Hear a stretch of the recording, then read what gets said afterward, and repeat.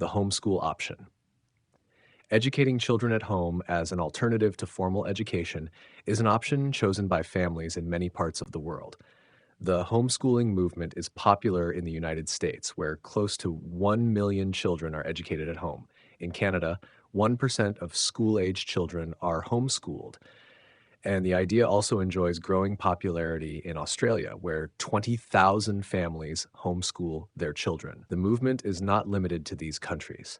Homeschooling families can be found all over the world, from Japan to Taiwan to Argentina to South Africa. Homeschooling is not a novel idea.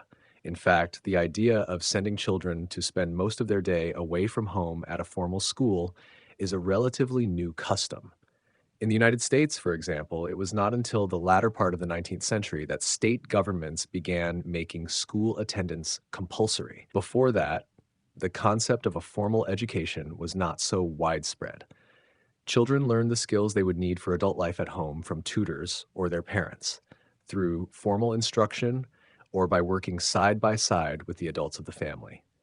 In the modern developed world, where the vast majority of children attend school, families choose homeschooling for a variety of reasons.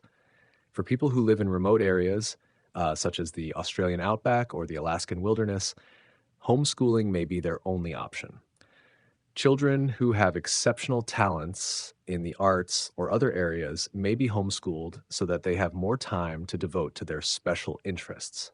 Much of the homeschooling movement is made up of families who, for various reasons, are dissatisfied with the schools available to them. They may have a differing educational philosophy, they may be concerned about the safety of the school environment, or they may feel that the local schools cannot adequately address their children's educational needs. The legal environment surrounding homeschooling varies. In some places, a government-approved course of study is mandated, whereas in others, homeschoolers may be required only to follow general guidelines, or even none at all.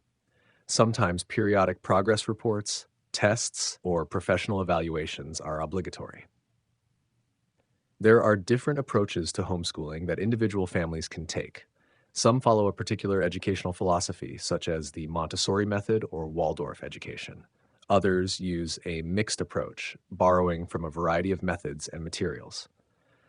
A large selection of prepared educational products is available to specifically address the needs of homeschooling families, and correspondence courses can also be purchased. In addition, homeschooling magazines and websites give families the opportunity to read about others' experiences and get ideas for different kinds of educational activities to try.